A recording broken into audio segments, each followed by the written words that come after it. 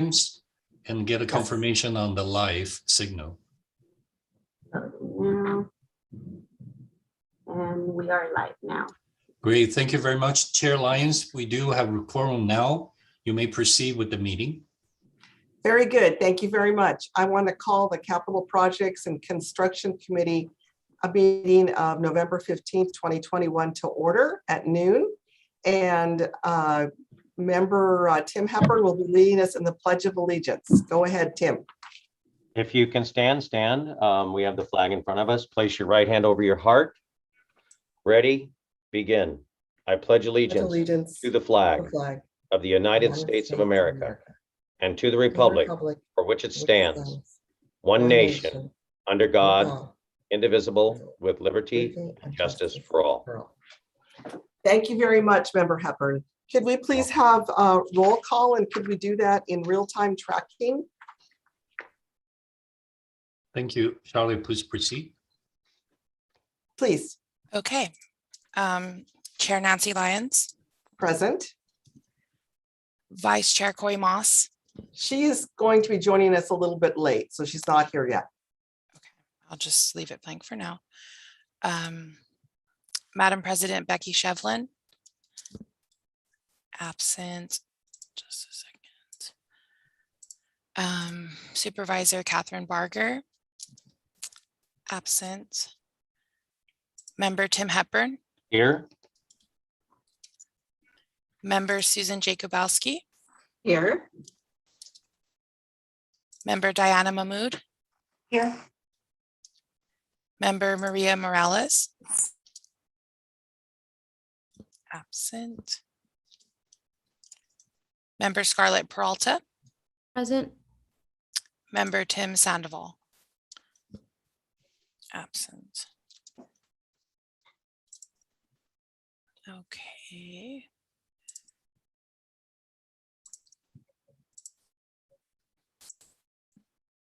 Thank you very much. And will you be on the lookout for Vice Chair Moss? As she said, she's going to be a few minutes late. So please let her in when she does come, along with anybody else. Yes, and Member Morales also just joined. Excellent.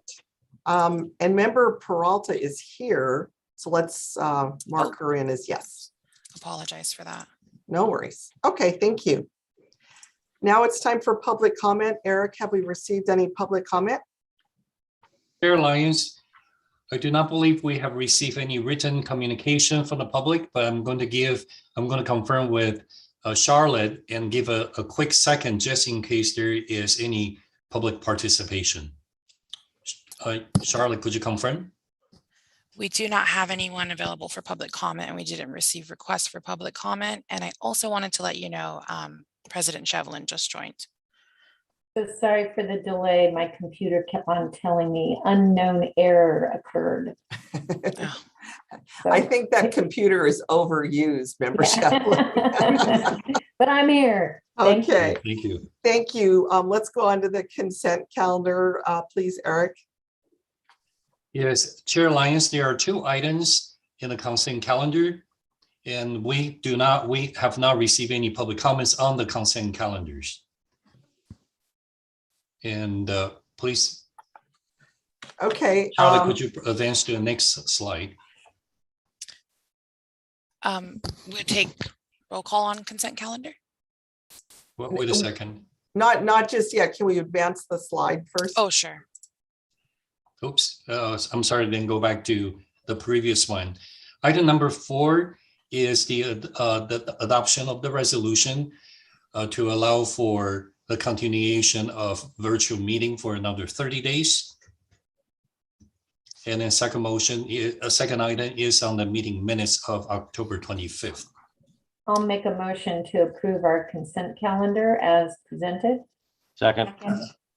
Thank you. It looks like there was a motion made by Member Shevlin and a second by Member Hepburn. Could we please take the roll? Certainly. Charlotte, please proceed. Sure. Okay. Chair Lyons. Yes. Vice Chair Moss. Yes. Oh, No, I'm here. there she is. Okay. President Shevlin. Yes. Supervisor Barger is absent today. Member Hepburn, Yes. Member Jacobowski, Yes. Member Mahmood, Yes. Member Morales, Yes. Member Peralta, Yes. Member Sandoval, absent.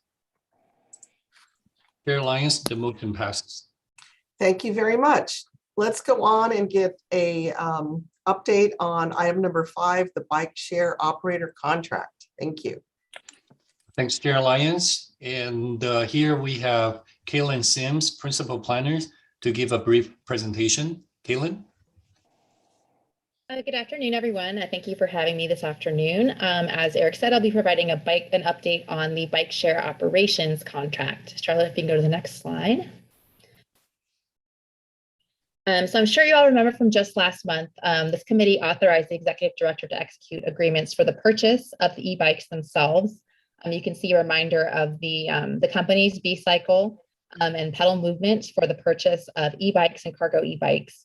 And right now staff is working with contract staff to actually finalize those negotiations and enter and execute those agreements.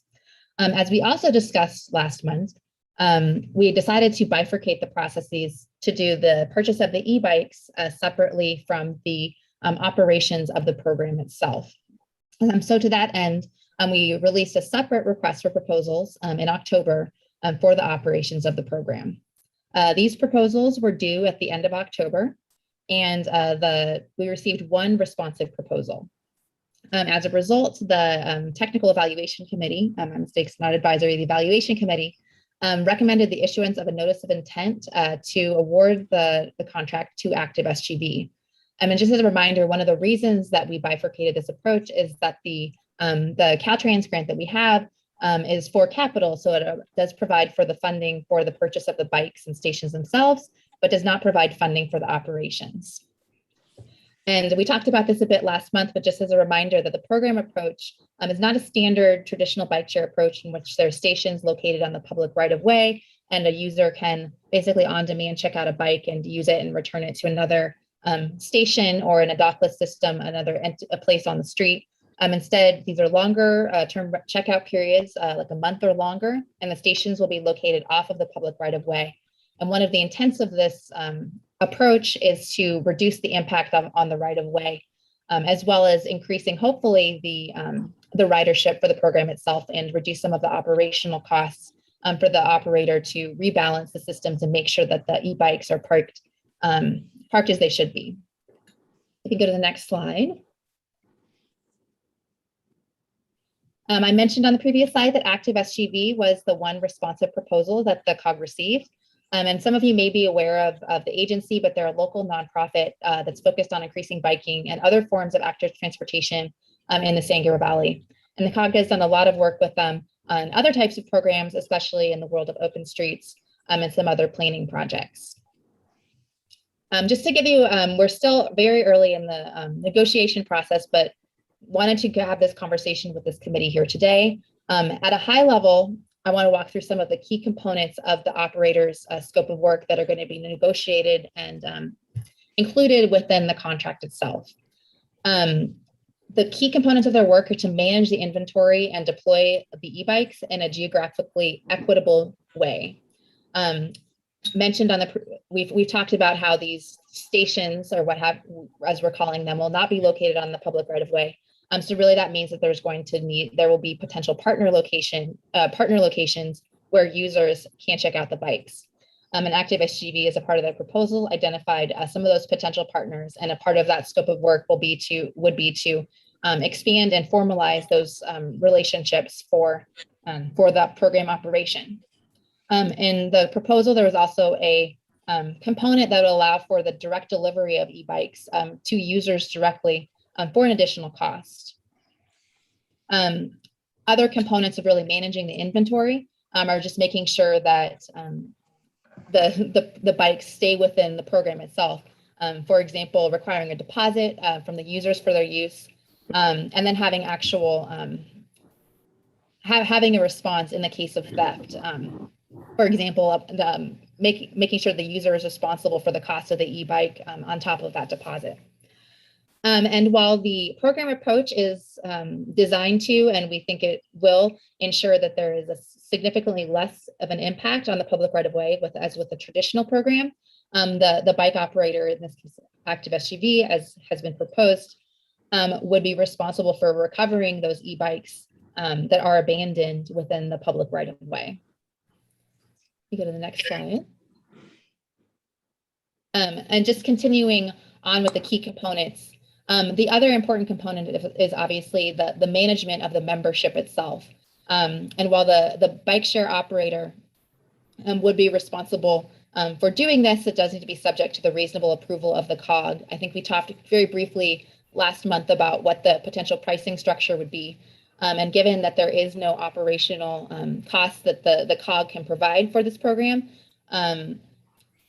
we have left that that payment structure to the operator, again, with the reasonable approval of the COG. It should not, we need to be sure that it serves the region, but we want to make sure that the program can be operational as well.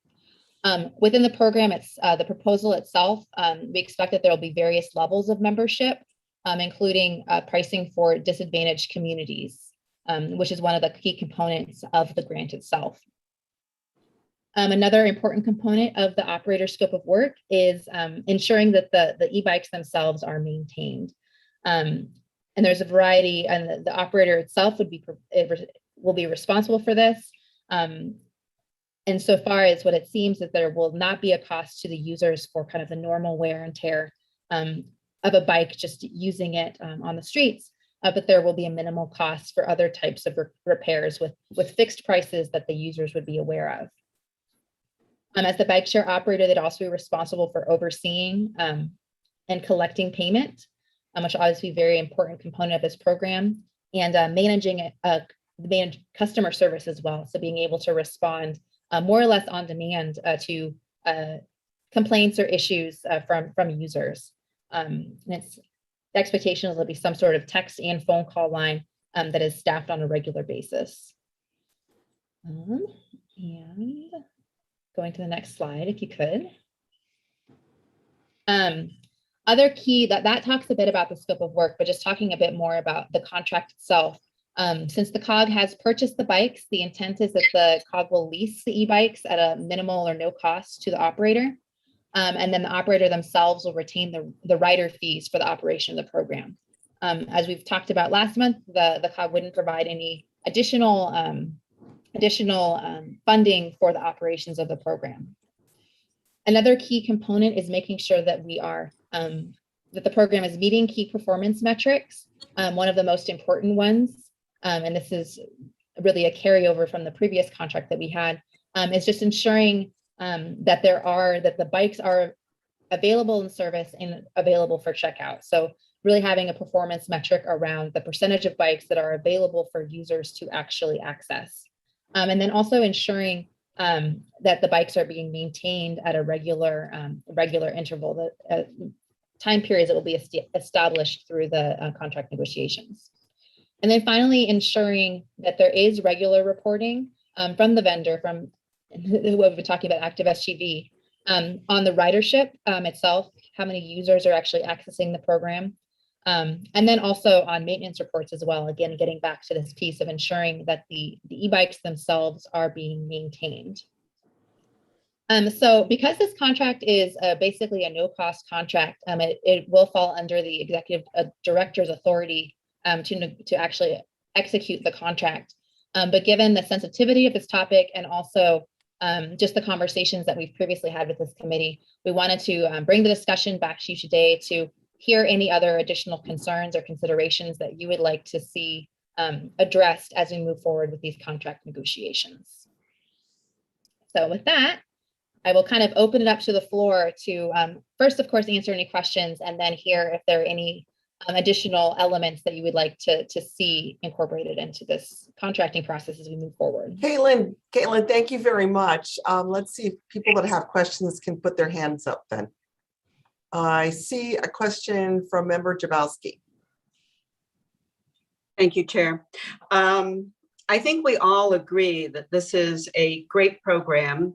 And we all expressed the same concern when we saw that the operator in South El Monte, for whatever reasons, wasn't able to continue and filed bankruptcy. In the last few weeks, I found an old Business Journal article that I saved about mainland China. And there are massive bicycle graveyards there, newer bikes. And it's not because of the ridership, it's because of the failure of the operators to maintain the program. And I think it's crucial that we support active SGV in their success. So not only reporting, but I think a careful analysis so that we can get in there with support early on. These programs by nature just have their own inherent difficulties, and we only want to see success. So that would be my hope.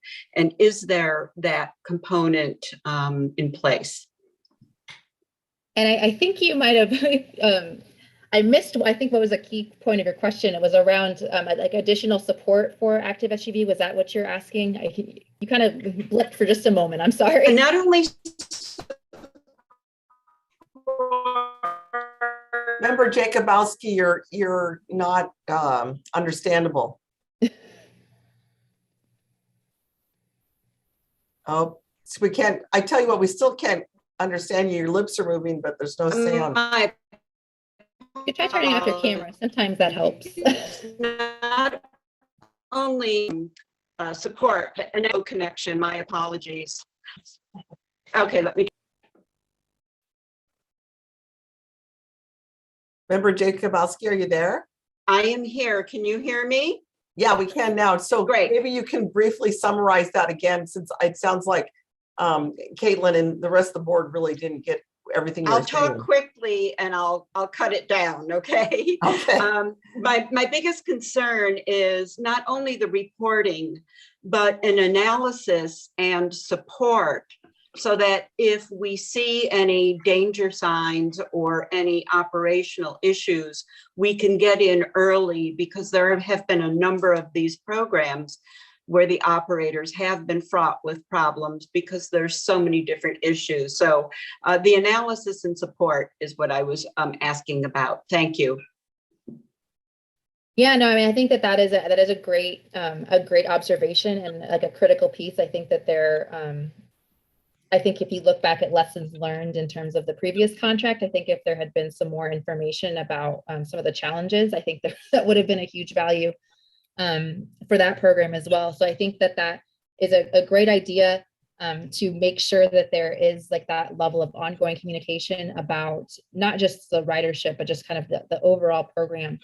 And I think, I mean, we are in a difficult place, but a lot of operators, I think, do feel that it is difficult to sufficiently sustain these types of programs without any sort of revenue beyond just the user fees.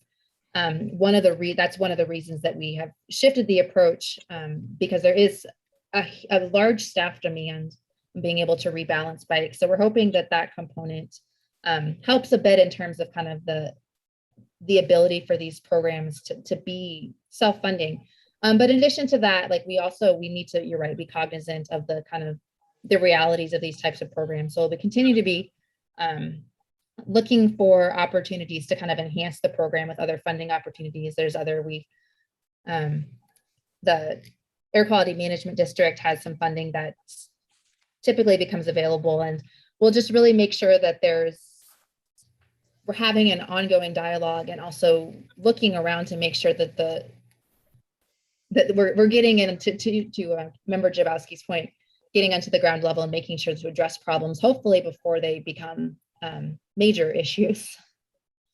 Thank you so much. That sounds hopeful. Thank you. Okay, great. Next we have Member Mahmood with a question. Hi, I have a couple, Caitlin. What is the anticipated duration of the contract?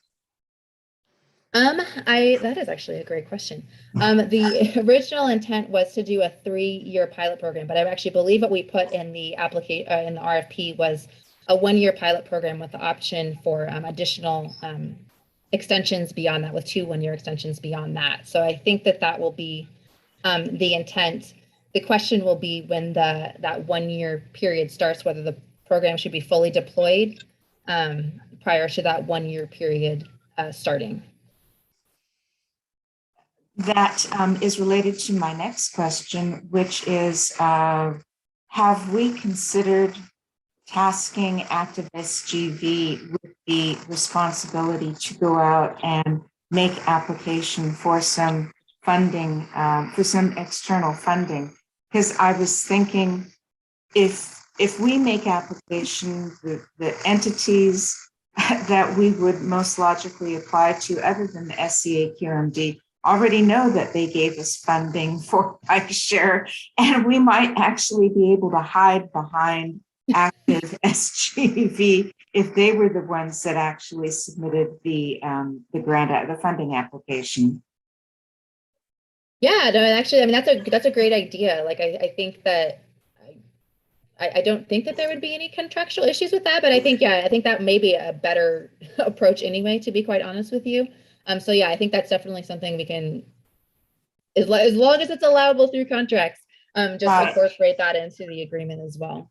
What I might recommend, rather than structuring it as a 1-year pilot project, is to make it a 3-year contract to provide for the funding agencies increased confidence that this is something that's going to go forward, but to provide for early termination if the financial metric, if agreed upon financial metrics aren't achieved. And as to that end, have we done any preliminary analysis as to the extent to which this really is feasible without third-party funding? Because that is a significant concern of mine. Yeah, no, I think that, and actually Active SGV actually included this in their proposal. And some of the kind of the rate structuring and such that we've done so far, it does seem honestly that it is feasible, just because the reduction in if you kind of calculate out the number of memberships and kind of the rate levels for that and the amount of staffing required to operate a program like this, both Active SGV and our analysis have shown that it is feasible. Obviously, there's a number of assumptions that go into that model, but I think that the assumptions that I know that we've made, I think we're pretty, we're more on the conservative side, I'll say that. So from everything we have done so far, it does seem financially feasible to operate the program in this way with no outside funding. Good to hear. Thank you. Yep. Thank you. Next, we have Member Hepburn. I appreciate all the comments from my other committee members, and I do appreciate Diana Mahmood's hiding behind the SGV. I think that's a great idea if it's possible. But I also miss Cpcc. I'm going to mess your name up, Susan. So I'm just going to say Susan because it's Monday. Jakubowski. I got it. Add Owski to it. Jakubowski. I got it. Jakubowski. Anyway, my concerns are pretty much the same as everyone else's. The only thing that I would say is that SGV's got a great record. We want to be successful partners with them, and I think we want to help them on their financing portion of it to figure out how they can make this work. We want to make sure that we don't have clustering of these bikes. We want to make sure the maintenance and the delivery is spot on, because as I've seen through many areas with these, whether it be the scooters, Bird, and some other ones, they tell you a great idea and they tell you a great road and they're going to do everything. And unfortunately, it doesn't work out, as you know, Caitlin. It's and I appreciate what you guys have done. I think you got a great partner. It's just that we need to stay on top of this. We need to make sure that it's functioning well, make sure that they're making money, at least to sustain what they're doing. But at the same token, maintenance, repair, delivery, clustering. I've just seen nightmares out there in the community where, as Ms. Jakubowski had said regarding the bone piles of dead bicycles, if you want to call them that, and in the ocean and the waters, just in the channels, it's just crazy. It's just crazy. But I think we're on the right path. We want to be successful partners with Bike SGV and help them any way we can. Thank you. Thank you, Member Hepburn. Caitlin, I have a couple of thoughts too. I was wondering, are we still going to ask them to target college students? Because, I mean, Yes. I think they would be perfect for this, as we were saying before, and they are economically disadvantaged in most cases. Yeah, no, we definitely are. And actually we've had, and I think I mentioned this last month, that we've had some initial conversations with colleges themselves, with Cal Poly Pomona specifically, and there's at least some basic interest in them having bikes for their students, for example. So the college students, with the number of colleges that we do have in the area, are still going to be targeted users for the program. Okay, that's good. Then I was also wondering, you were talking about metrics, key metrics, and I understood what you said about, our executive director, Creeder, can sign this contract, without really any more input from us. But I'm wondering with the metrics, if at least until the thing is going, if we might be able to see the metrics on maybe a quarterly basis, so we have some degree of comfort that yes, indeed, this is going forward in the right way, and it's not going forward into the ocean. Yeah, no, happily. I mean, I think that will be the reporting will, I presume, require at least quarterly reports, and I'd be happy to make sure that those are shared with this committee. I think that would give us some, comfort level. And then finally, was there another question there? No. Okay. And then finally, they say that they will deliver directly for a fee, right? And you remember last time our discussion on how much they wanted for delivery, right? Oh, yeah, that's okay. True. Yeah. So here's my point, Caitlin. If they're delivering directly and say that college student or whoever is paying for it, then we shouldn't get charged for delivery also. That's my point. Yeah, no, I do definitely understand that. And I think that the question of delivery remains an ongoing point of discussion for our negotiations with the operator, or with the bike providers themselves. I think that it's not quite as simple as a pass-through, because the bikes are actually going to be delivered as disassembled. Like Active SGV will need to assemble them and then deliver them as well.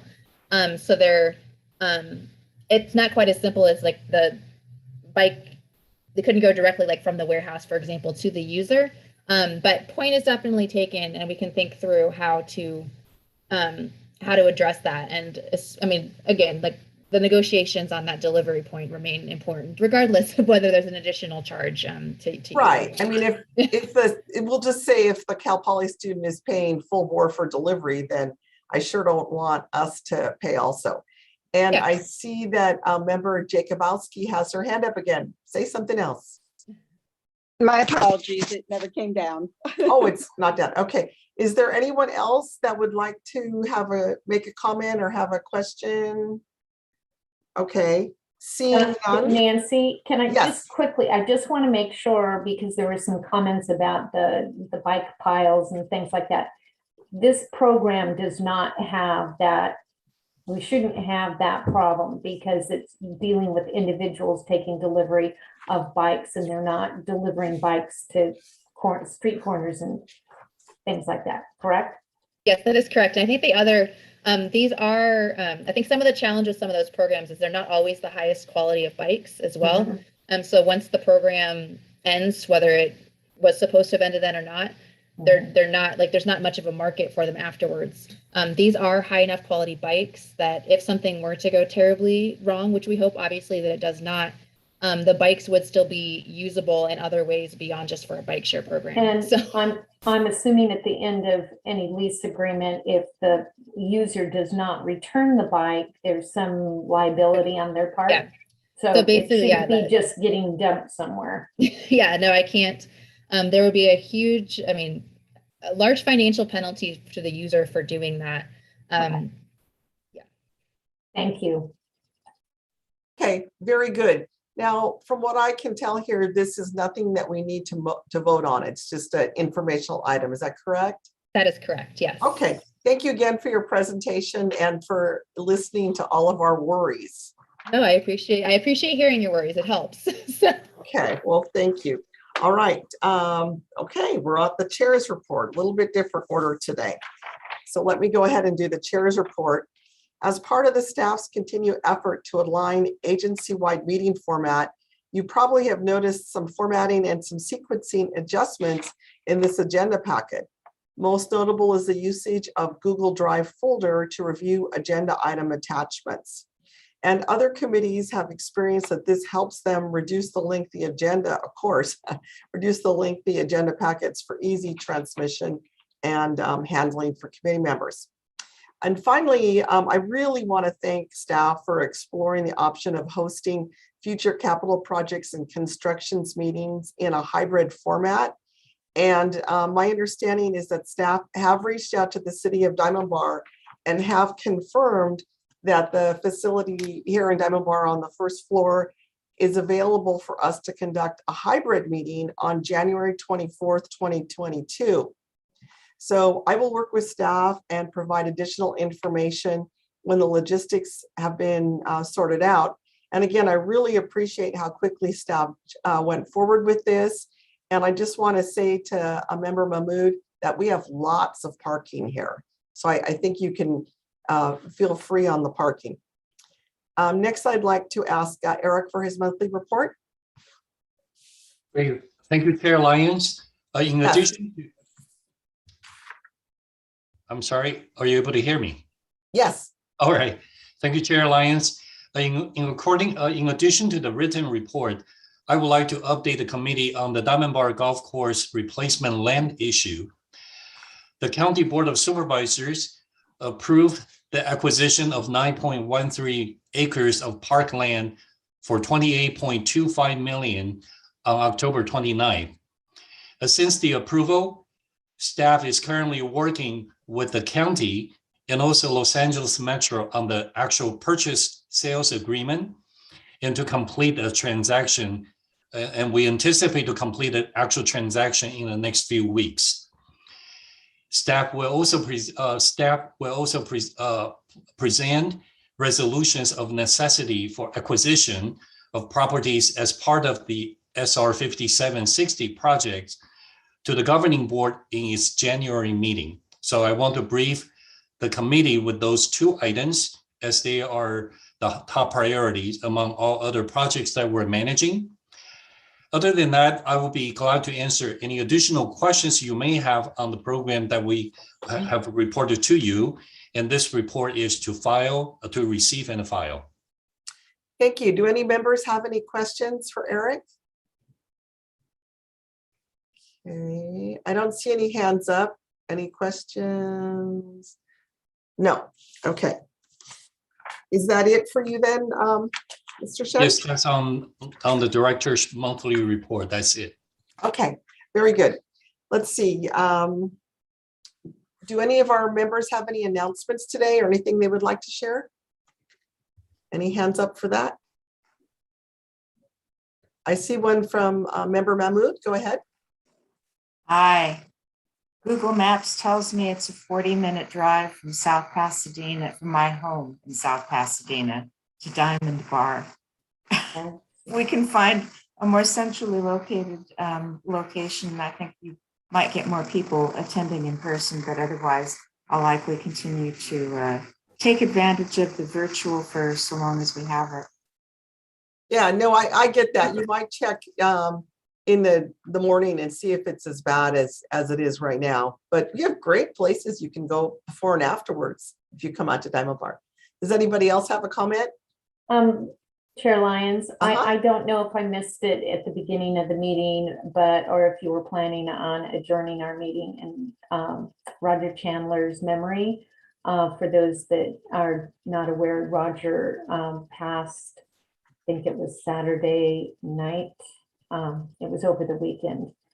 He had been ill, but Roger will definitely be missed. No, I was unaware of that, Member Shevlin. So just let me get this correct. It's Roger Chandler, is that right? The city of Arcadia, on the city council. He has served for some 24 years on and off, given their terms. But yes, he's served for a long time. Okay, we will definitely do that. Thank you. Who else has a comment?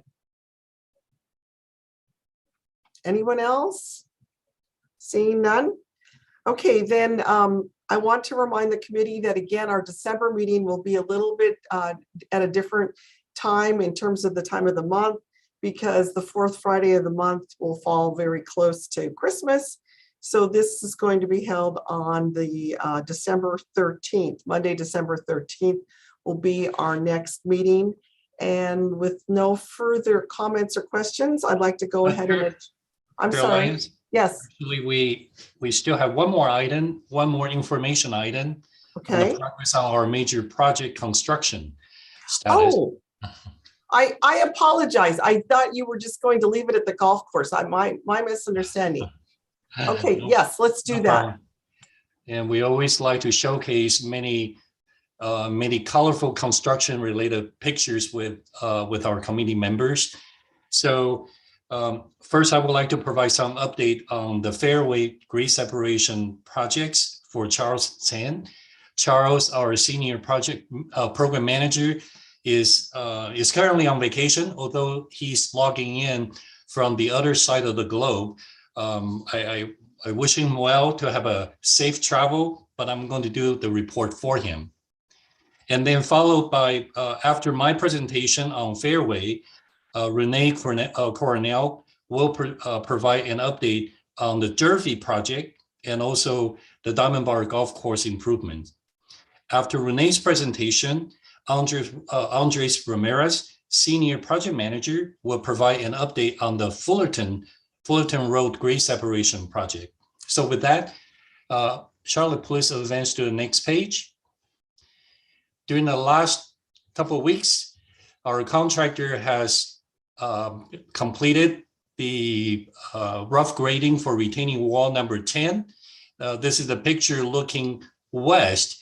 To orient you in this picture, the railroad track is to the left of the picture.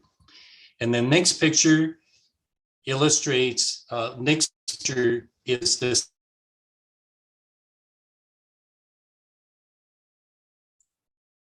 Eric, your volume cut out. Your audio, I mean, excuse me.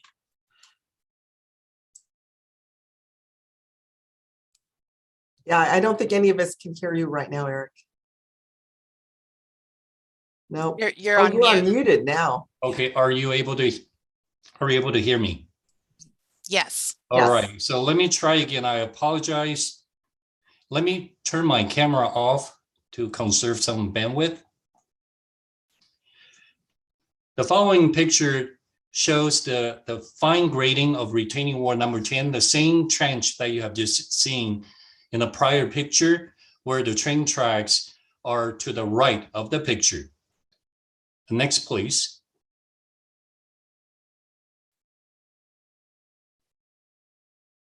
And this picture shows where the reinforced concrete block, those box gutters that you see, box culvert, the contractors dig up a big trench, position piece by piece. So next picture will show how each precast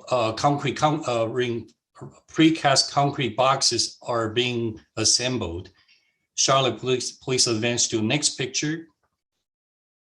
That's where you see each box, each section is delivered on site, and then they are laid, they are dropped in place with the proper sub-base grading, and then eventually the boxes will then be connected and water will be flowing right inside this big box. So next, please. And this picture shows the lax box right before where the train track is. I know the rain season has occurred. One of the concerns that we have had was what happened to the previous rain that we have had in the last couple of weeks. Our project managers have informed me those rain days have been counted as part of our overall schedule. So right now, those sporadic rain days that we have had have not impeded our project schedule. So with that, I believe this is the last slide on the Fairway project. And Charlotte, would you please move forward to the next one? I believe that's the Durfee project. where Renee will take over. Hello, good afternoon. For the Durfee project, next slide. We're continuing construction on the Durfee project. In this picture, underneath the bridge, we're doing the CADH piles, which is the foundation system for the retaining wall. This retaining wall will be used for pedestrians. So right now we're just working on the foundation system. It's a tight working area underneath the new bridge and the new tracks. Next slide. In this photo, we are forming the stem walls for the retaining walls. The first step is we pour concrete for the footing. Then we form rebar, put the rebar up, and then put the forms for the placement of the concrete walls. Once we pour the concrete and we pull the strips, then we backfill and you'll see a nice retaining wall. Next slide. In this photo, we are, it's a lot of dirt we got to haul out for a grade separation project, around 100,000 cubic yards. So it's going to be weeks and weeks and weeks of hauling off dirt. We also completed the shoring system next to the El Adobe apartments. So that went on pretty smoothly. And last slide. There are existing utilities underneath this bridge. They're pretty deep. We can't just go off of as-built surveys or information. So we have to pothole and identify it. And good thing we found it, because we would have hit it if we would have gone off what we were given. So we were able to find the line, and now we can adjust our foundation system around that. I can answer any questions on the Durfee project before I move on to the golf course. I don't see any hands up, so it looks like we can move on to the golf course. So for the Diamond Bar Golf Course project, as part of the 5760 Choke Point Confluence, next slide. We are doing a lot of clearing and grubbing. This is going to be this month. It's a lot of trees, a lot of grass, a lot of dirt we got to remove. So you'll see a lot of movement if you're driving by it on the freeway. And the next slide.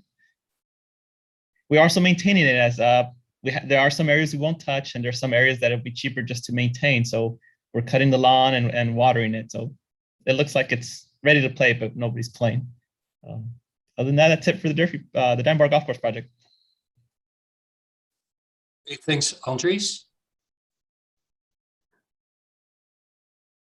So good afternoon, committee chair, members of the committee. I don't think you can see me on the video, but it gives me great joy to be back here presenting and officially announcing that there is activity going on the Fullerton grade separation project. So next slide, please. So what we're looking at here is you're looking at an overview. You're looking eastbound on Gale at the Fullerton intersection. There's 4 areas that we've addressed or started activity on. The green area up there is the actual office or the building structure that we purchased or acquired for the project. And we're using it as the office space. The blue area to the left there is the rail right-of-way. We've started some work there. The red area down toward the bottom of the picture is the southwest corner of Gale and Fullerton. We've also started some work down there. And then you have the area in yellow in front of the building that we're using as a staging area. And I'll get to more of the details here in a second. So next slide. So the office building, office mobilization is complete. The contractor decided that they wanted to use the building as a shared space for the construction management team and themselves. So they remodeled the building. They've mobilized. Skanska is our contractor. Skanska and AECom is our construction management firm. They're both fully mobilized and working out of the office. The warehouse portion of the building has been cleaned up. Materials have all been inventoried, and equipment is being now stored in the warehouse. We've conducted on the site, we've conducted several of the site surveys, and within the building, we've done a lot of paperwork to get ready for construction activity. We're buried in submittals, RFIs, and we're conducting now our weekly coordination meetings here on site. Next slide, please. Within the rail right-of-way, we actually have obtained our right of entry from UPRR. We coordinated heavily with them to obtain that quickly. And so now we're able to do some work within the rail right-of-way. As Renee mentioned before, what we've been doing is doing the same thing that he did. We've been doing potholing along the rail right-of-way. We have about 14 utilities that cross the right-of-way, and we have to encase them. So we're out there locating those, doing potholing. Next slide. At the southwest corner of Gale and Fullerton, this is our fire wings spot that we call it. We have retaining wall number 1 that is going to need to go in there. We've done a lot of potholing. You'll see on the left picture there. We've done a lot of potholing to locate the utilities. We've done our layout that you'll see in the right picture, and we're getting ready to start installing some shoring and also drilling our cast and drilled hole piles for the retaining wall that goes there. Next slide. And then there was a sighting. Some of you may have seen it or not, but we did have heavy equipment out on the site last week. We had a crane that was relocating the steel beams that were placed or stored alongside the back of the building. Those have all been relocated out to basically the parking lot in front of the building, which is going to be the laydown area that the contractor is going to be using to modify all of those beams, to cut and weld them, to place at the fire wings on the southwest corner of Gale and Fullerton, to place those there for the shoring, which we're projecting that should start in December, first week of December. You'll also notice, if you look at the bottom right of the corner, the same day we had a smaller crane relocating materials in the laydown area to the north of the rail right of way. That concludes my presentation. I'll be happy to answer any questions about Fullerton. Chair Lyons, that concludes our update on the construction activities. Eric, I do have a question. Certainly.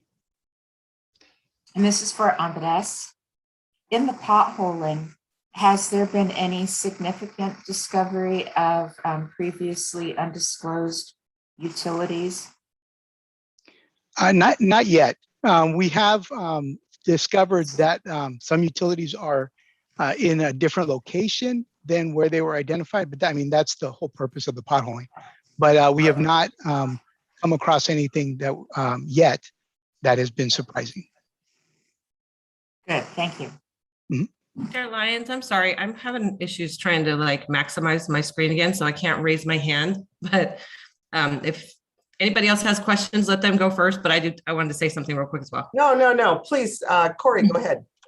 First of all, I wanted to tell Andreas, as happy as you are to be here presenting today that this project is moving forward, we are just as happy, if not more so. And thank you so much for bringing this great presentation to us today. I just wanted to ask quickly, if staff, would it be okay if staff would forward links of the project updates for Fullerton to myself or to City of Industry staff so that we can promote the progress as well? Absolutely, we can coordinate with the city on that. We do have we are in constant contact with Tapas, who is our link, and so he attends all of our weekly meetings. Yeah, we'll feel. I'll coordinate with him and just what kind of information you need, and we'll share that. Perfect. With everybody. That's awesome. Thank you so much. Mm-hmm. Okay, thank you. I see Member Hepburn's hand is up. As Vice Chair Moss had stated, I am, I know that it's been a real problem for all of us, and this has been a lot of discussion and a lot of time, a lot of extra money spent. And I just kudos to everybody for getting this going, for getting the contract signed. I know, like I say, it hasn't been pretty, but it's always nice to see it behind us and not in front of us anymore. So it's nice to see big rigs. It's nice to see labor out there. It's nice to see cranes, because that means it's going to move forward and get done eventually. Thank you all. Hear, hear. I agree, and I bet the rest of us do too. I don't see any other hands up. Are there other members that would like to say something? No. Okay. Well, I guess just one quick thing, Andre, then. Would you say that with the new time schedule that we're meeting it on the Fullerton Road? So far, we are coordinating with the contractor.